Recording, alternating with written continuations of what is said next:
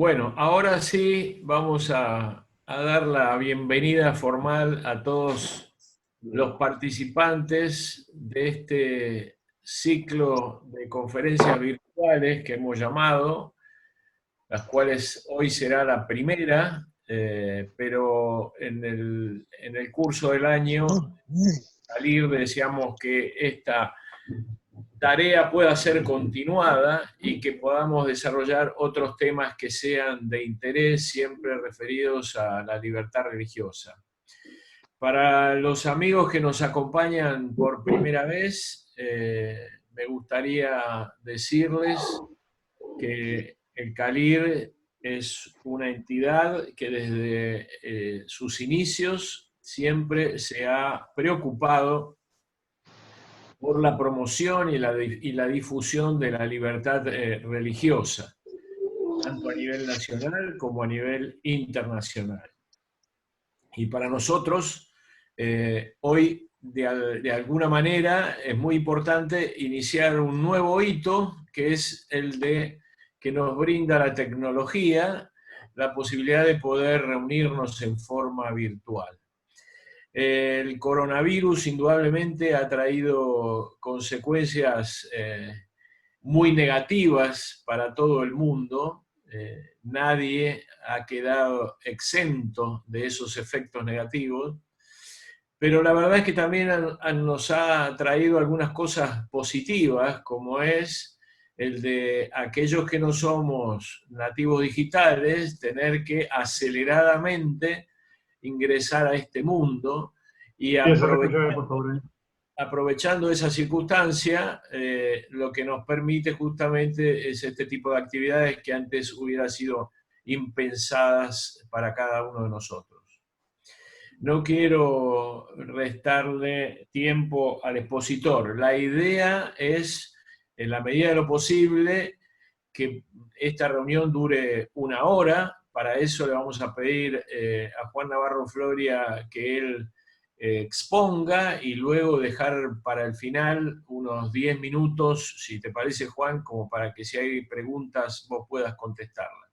Simplemente me gustaría recordar que la defensa que hacemos de la libertad religiosa es porque la libertad religiosa es el derecho que toda persona tiene de buscar a Dios y de darle culto en privado y en público, solo o asociado, de conformidad siempre con su conciencia y sin ningún tipo de coacción. Esta definición hoy la tenemos que contrastar con la realidad que nos impone una pandemia como el coronavirus. Entonces, va a ser muy interesante que en el desarrollo de su exposición Juan nos pueda incluso mostrar casos, seguramente, de cómo esta pandemia puede afectar y afecta a la libertad religiosa. Una última recomendación, sugiero que todos clausuremos nuestros micrófonos, así evitamos los ruidos, y reservarse para los últimos 10 minutos para poder formular preguntas a aquellos que los desean. Gracias por estar participando, son horarios poco comunes, a las 1 de la tarde una conferencia, pero insisto, nos sentimos felices de poder estar también marcando un hito nuevo dentro del CALIR, que es este ciclo de conferencias virtuales. Muchas gracias, Juan, todo tuyo. Gracias, Raúl. Si alguno quiere, dada la hora, comerse un sanguchito mientras hablamos, no hay ningún problema. El único que no puede comer soy yo ahora. Bueno, bienvenidos a todos también. Gracias por estar y voy a compartir algunos comentarios y después vemos si esto da para un diálogo. Estamos viviendo sin duda una pandemia que es quizás la primera pandemia global, no porque no haya habido otras en la historia, sino porque esta es la primera que se está dando simultáneamente en todo el mundo, rápidamente, y además todos lo estamos viendo todos cómo se desarrolla, minuto a minuto prácticamente. Esta es una pandemia de la globalización, para mal y para bien. Para mal porque la globalización es lo que ha permitido esta difusión así fulminante con los viajes en avión que han desparramado el virus, y para bien también estamos frente a una investigación globalizada y a la búsqueda de vacunas y de remedios de toda la humanidad al mismo tiempo. Y algunos hechos de solidaridad internacional y demás que son alentadores.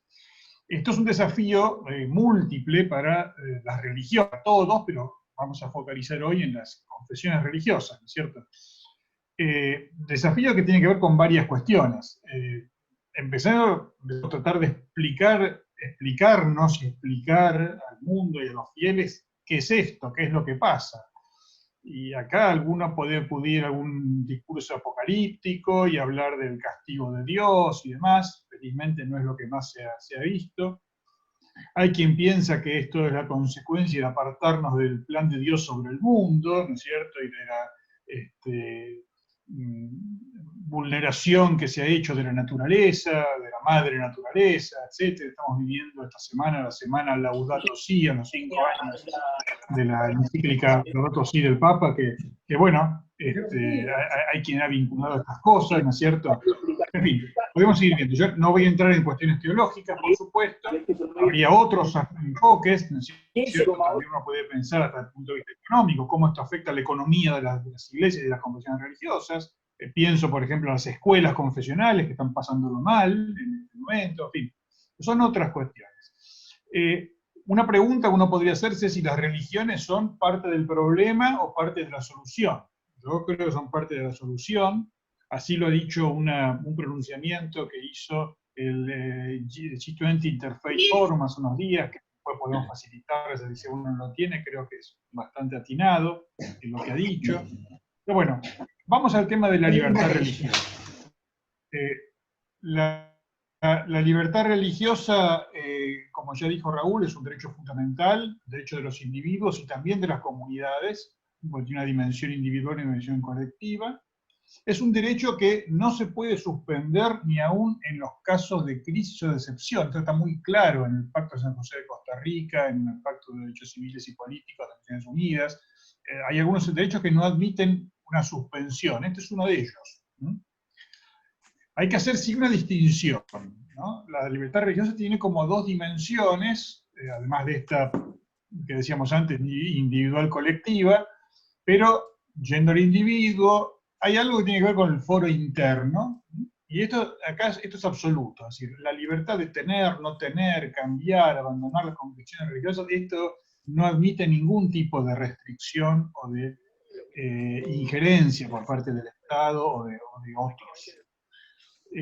Pero luego está el foro externo, las manifestaciones de la libertad religiosa, que son muchísimas, tanto individuales como colectivas. Y en este tema, el foro externo, sí, las normas internacionales, digamos, la doctrina, todo, estamos de acuerdo en que puede haber, por algunas razones, algunas limitaciones. Una de esas razones es la salud pública. La salud pública, el orden público, la seguridad.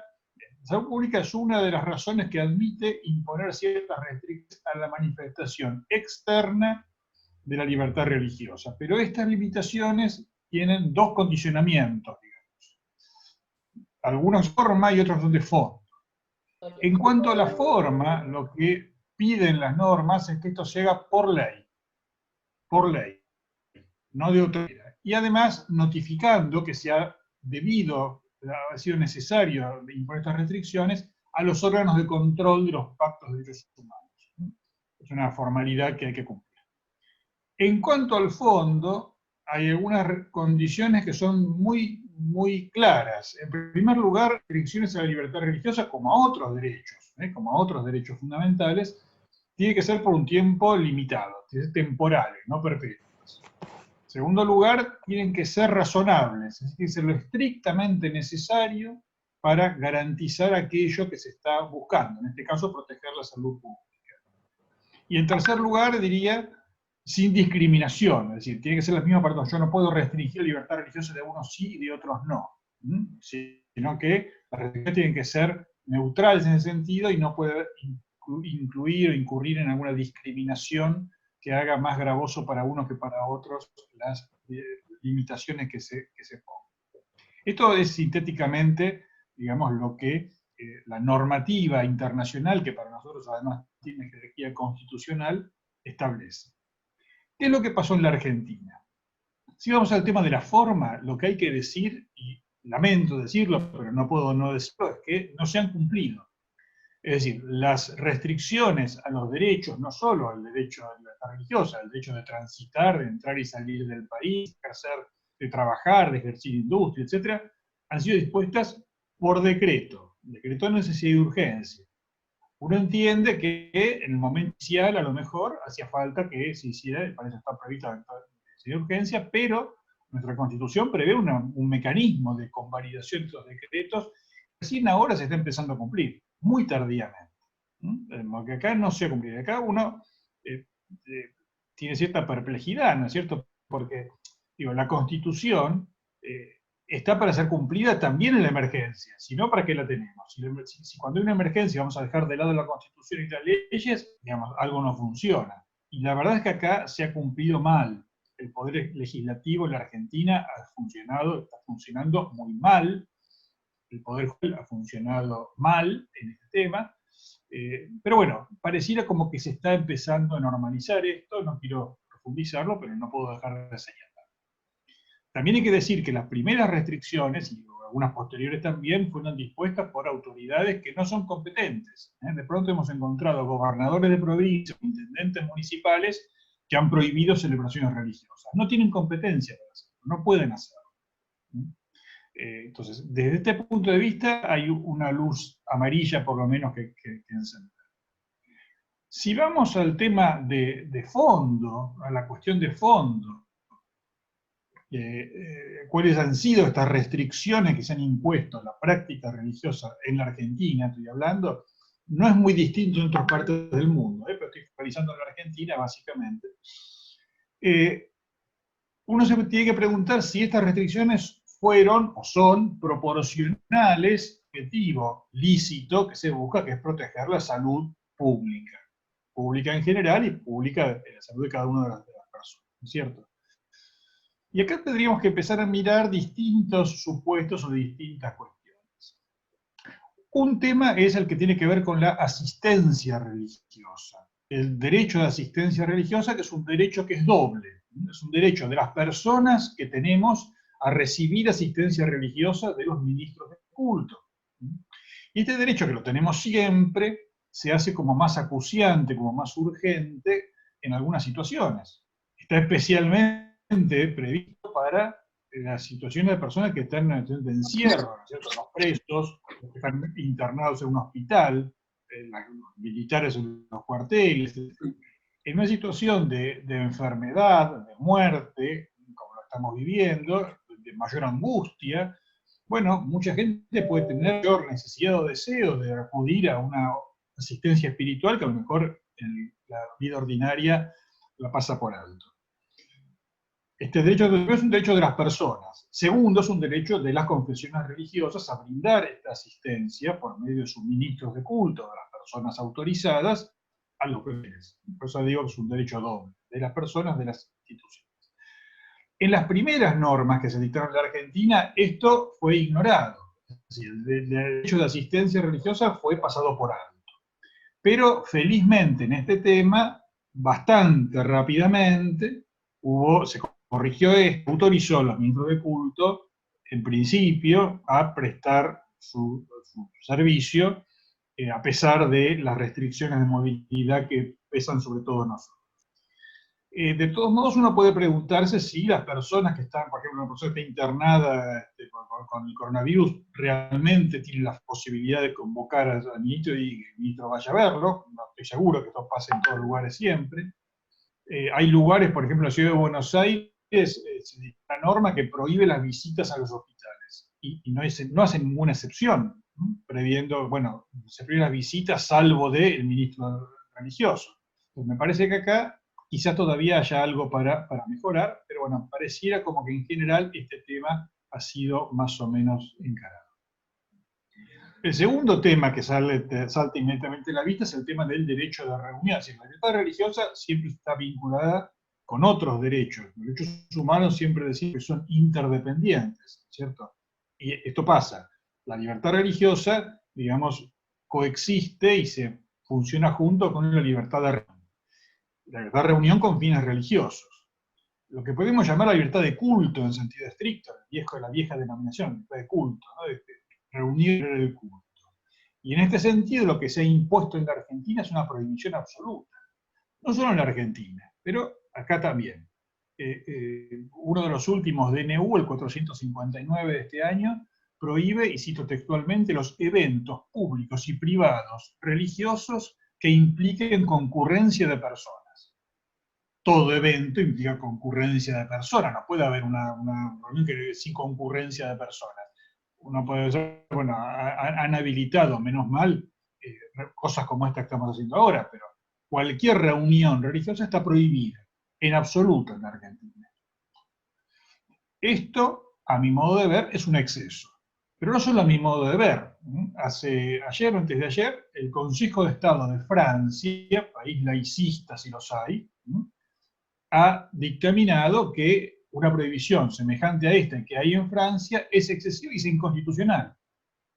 Porque una cosa es prohibir las reuniones, los amontonamientos, las aglutinaciones multitudinarias de personas, que es razonable prohibirlas, porque aparte de hecho se ha dado en el mundo que algunos tipos de reuniones religiosas han sido la ocasión de la diseminación del virus. Esto ha pasado en países, en Corea, en países de África, incluso en Estados Unidos, donde reuniones religiosas han sido el motivo de que se difundiera el virus. Pero bueno, porque se ha hecho sin cuidados, pero haciéndolos con ciertos cuidados, respetando medidas sanitarias, de distancia entre las personas, de un número limitado de participantes. ¿Por qué no?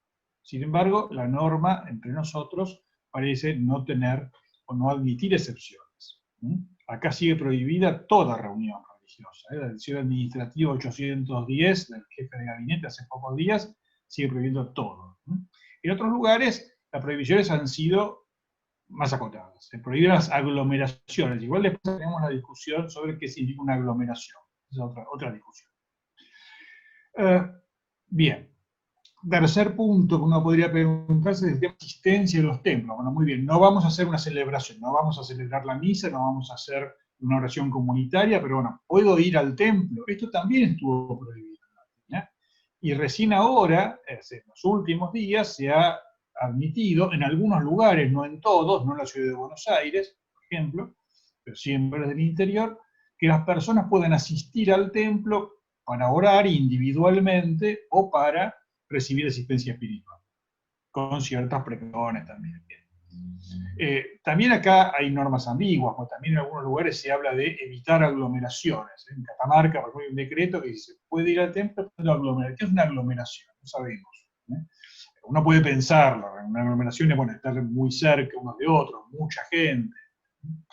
Ahora uno se pregunta, ¿qué diferencia hay entre que vayan 12 personas a rezar, cada una en un banco distinto de la iglesia, por ejemplo, del templo, de la sinagoga, por separado, a que estén las 12 personas rezando con alguien que está guiando la oración desde el altar o desde el frente de la iglesia y celebrando todos juntos?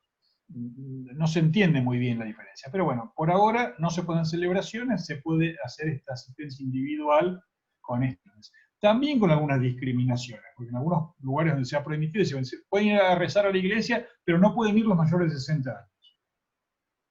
Bueno, es un tema, ¿no? Una discriminación por edad, que incluso choca contra otras normas importantes de derechos humanos. No se puede discriminar por edad. Uno entiende, se quiere cuidar a los ancianos, es una intención loable, pero si el anciano que tiene, o no tan anciano, alguien tiene 65 años, sin tener necesidad de ir a la iglesia a rezar, y va a hacerlo con cuidado, a distancia, ¿por qué le vamos a prohibir que lo haga?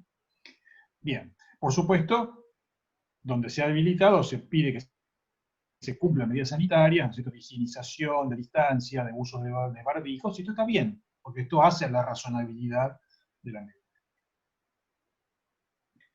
Otro tema que me quiero señalar, voy yendo un poco rápido para después de dejar espacio a la conversación, el tema de los funerales. No solo de los muertos por coronavirus, que gracias a Dios no han sido tantos, sino la gente que se muere de cualquier otra cosa. Pero los funerales están interdictos. Acá hemos tenido un documento interesante desde la Comisión Interamericana de Derechos Humanos, donde recuerda la importancia de que se respete el derecho de las personas a despedir a sus muertos, a sepultarlos, incluso de acuerdo con los propios rituales religiosos. Hay una jurisprudencia bastante rica de la Corte Interamericana sobre el tema de la sepultura a los muertos y el culto a los muertos, algo que está en Latinoamérica, ¿cierto? Bien, esto existe, este documento. La Corte Interamericana también publicó un documento el 9 de abril reclamando que se cuiden varios de los derechos humanos que pueden estar en riesgo, pero lamentablemente de libertad religiosa no dijo nada, una pena. Las normas nacionales son un poco ambiguas. El Ministerio de Salud emitió un protocolo para el tratamiento de los cadáveres y de cadáveres muertos por coronavirus, donde por un lado menciona que hay que respetar los rituales religiosos, pero por otro lado prohíbe el lavado de los cadáveres, lo cual para algunas religiones significa un problema, ¿no es cierto? Esto es un tema que hay que mirarlo bien, porque es algo especialmente doloroso para muchas personas, no poder despedir a sus seres queridos. Bastante penoso es que las personas mueran en soledad, aisladas, y que encima después que se murieron ni siquiera podamos darles un último adiós, una última despedida, una sepultura. Bien, es un tema que no es solo de la Argentina, pero que está allí, que está siendo, como digo, doloroso. Y después hay otros actos religiosos que uno podría pensar, ¿no es cierto?, que también han quedado todos congelados, en suspenso, ¿no es cierto? Matrimonios, bautismos, qué sé yo, etcétera, ¿no es cierto? También acá hay una prohibición absoluta, y esto yo creo que lesiona la libertad religiosa. ¿Qué inconveniente habría en que se haga un matrimonio con pocos asistentes, pero que se pueda celebrar dignamente, en el templo, en la sinagoga, en la iglesia, donde fuere? No sé, pero está vedado, ¿no es cierto? Otro día yo hablaba con un obispo que me decía, la verdad que es medio loco esto, porque a mí me prohíben que si alguien viene a la iglesia yo le pueda dar la comunión. Pero esa persona sale por la puerta, entra por la puerta de al lado, en la oficina de Cáritas, y yo le puedo dar una caja de comida. Pero ¿por qué le puedo dar una caja de comida y no le puedo dar la comunión? ¿No? Es como que no hay mucha proporción entre las cosas. Parecía haber casi como un desprecio de lo estrictamente religioso. Esto es lo que quiero marcar. Ha habido algún caso, ¿no es cierto? La comunidad judía ortodoxa, por ejemplo, bueno, hay una necesidad que tiene del baño ritual, el mikveh, bueno, acá en Buenos Aires ocurrió que un grupo, de todas maneras, la gente iba a hacer la mikveh en la sinagoga, los denunciaron los vecinos, llegó la policía, por ejemplo, la AMIA se puso firme y consiguió una excepción, y consiguió que la autorizaran a que las personas, cumpliendo ciertas medidas sanitarias, puedan hacer estos baños rituales. Ahora, dejando de lado este caso particular, digo, ¿por qué no hubo problemas en la Argentina? Yo he marcado varias cosas diciendo esto es excesivo, esto es discutible, y sin embargo, en Argentina no hemos tenido problemas en general. ¿Por qué? Bueno, yo creo que porque las autoridades religiosas han sido más conservadoras y más prudentes que el propio gobierno, o los propios gobiernos. Y entonces las que se han apurado a tomar medidas de restricción de las actividades religiosas, las propias autoridades, los cultos, los pastores, los obispos, los rabinos, ¿no es cierto? Se han puesto de acuerdo en este sentido. Con lo cual el problema se traslada al interior de las comunidades, porque hay personas dentro de las comunidades que no están muy de acuerdo con esta medida y que querrían volver a una cierta normalidad. Pero bueno, ya pasa un tema interno, digamos, de la comunidad religiosa, podemos hablar de libertad religiosa dentro de la propia religión y no por una cuestión externa o un problema con los gobiernos, ¿no es cierto? Y ojo que no han sido menores los sacrificios que han tenido que hacer las comunidades religiosas, porque este tema nos ha afectado la Semana Santa, la Pascua, el Pesaj, el Ramadán, ahora los musulmanes, en fin, momentos muy significativos que sin embargo se han visto muy alterados, ¿no es cierto? Algunos lugares los han cerrado por primera vez en siglos. El Santo Sepulcro en Jerusalén, por ejemplo, decía siglos que no se cerraba y toda una ceremonia diaria de apertura y cierre de la puerta.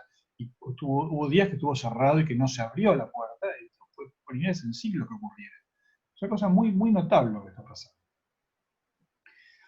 ¿Qué es lo que debería ocurrir? Pensando un poco para adelante. Yo creo que todo el mundo espera que haya una cierta mayor flexibilización de algunas cosas. Por supuesto, siempre estamos en esa cuestión de que no sabemos cuándo viene lo más grave y que a lo mejor hay que dar marcha atrás, pero hay como una demanda de una mayor flexibilización.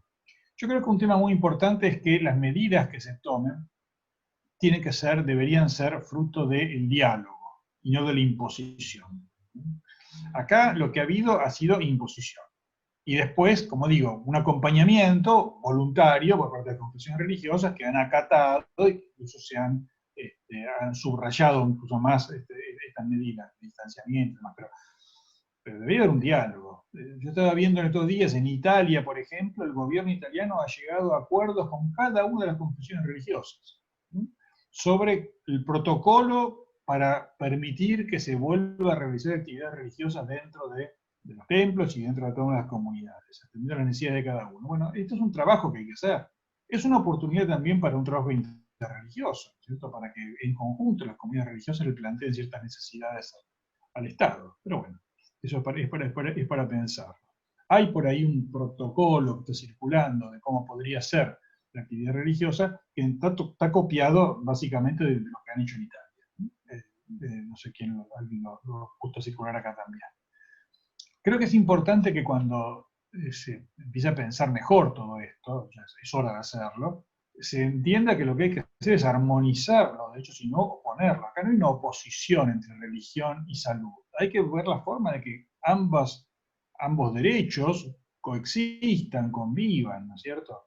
Yo he visto un solo precedente judicial, que es un fallo bastante lamentable de un juez de La Plata, de Buenos Aires, que un señor armenio ortodoxo, digamos, que quería poder ir a la iglesia para bautizar a su hijo, le prohibieron que lo hiciera, diciendo que había que cuidar la salud.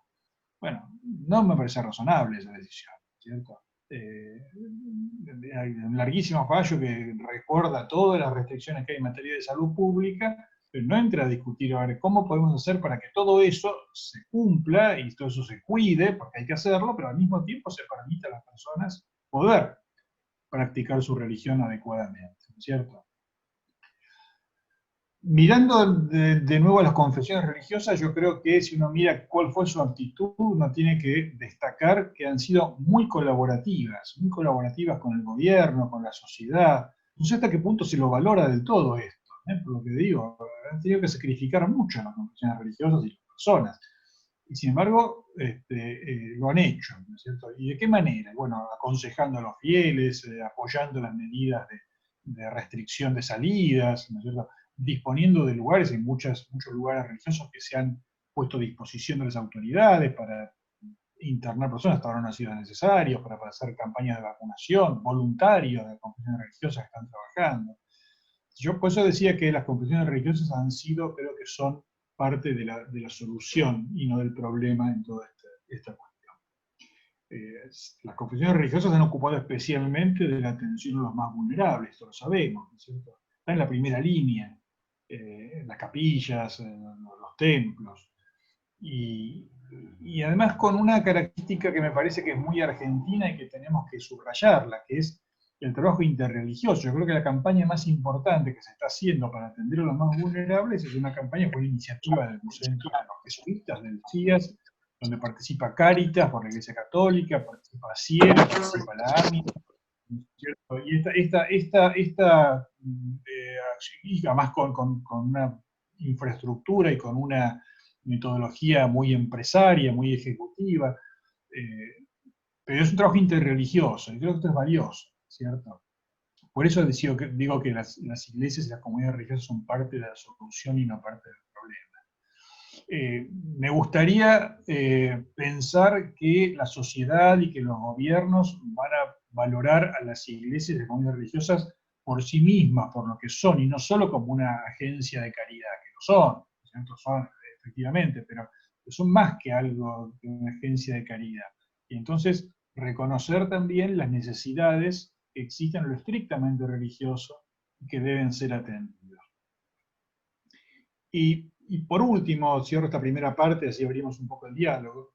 Veo mucha gente que seguramente tiene cosas importantes para decir. Creo que hay un tema que tenemos que empezar a pensarlo también, ¿no es cierto?, que es cómo las nuevas tecnologías que se han puesto tan de manifiesto en esta emergencia van a afectar a la libertad religiosa, ¿no? Ya pensar la libertad religiosa digital, ¿no?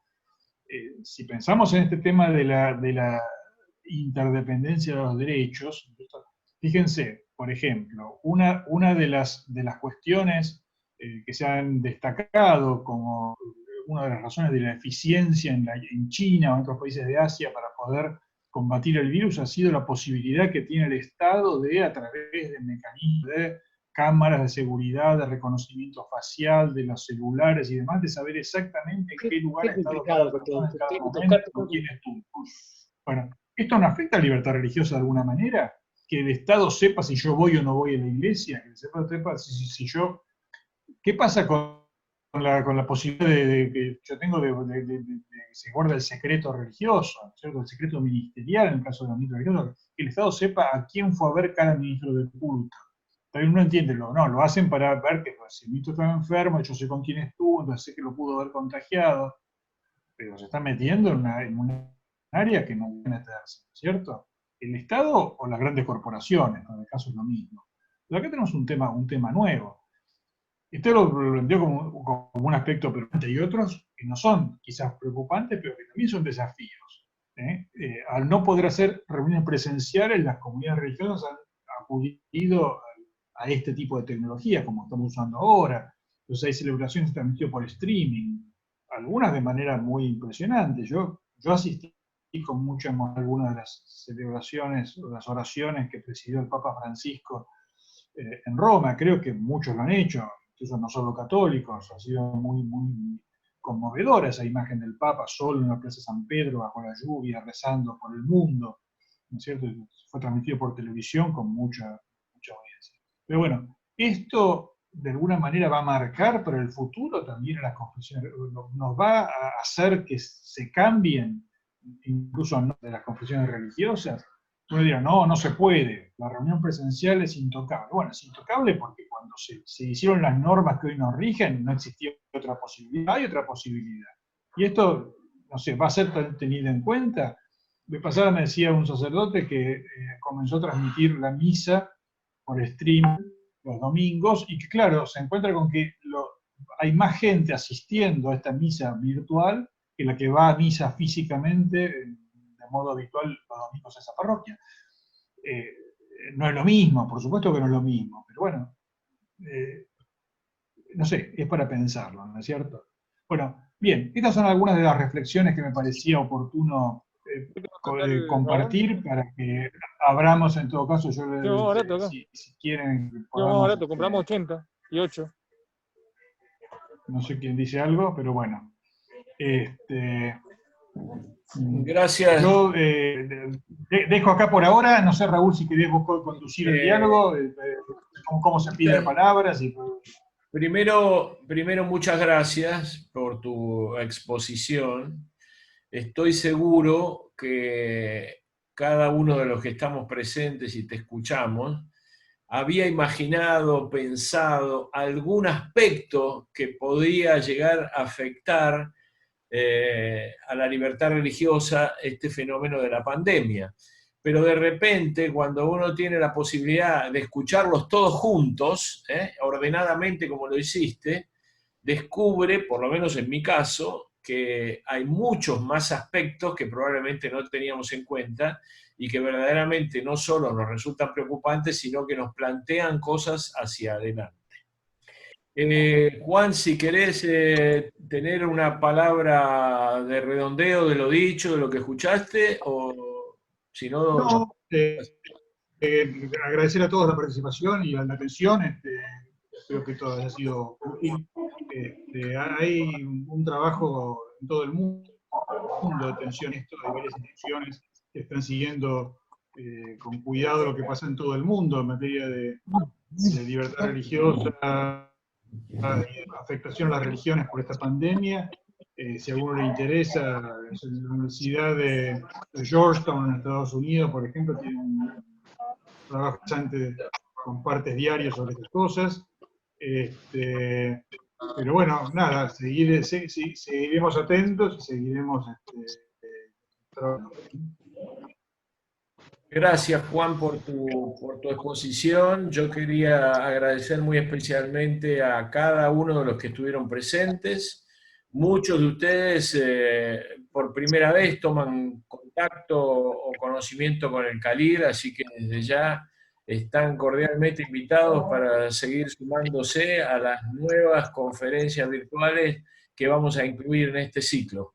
Agradecerles, esperando que haya sido de utilidad. A mí por lo menos me ayudó mucho el enfoque presentado, y seguir debatiendo estos temas que son tan importantes no solamente para la vida de cada uno de nosotros, sino para nuestra sociedad. Muchas gracias a todos. Nos vemos en la próxima.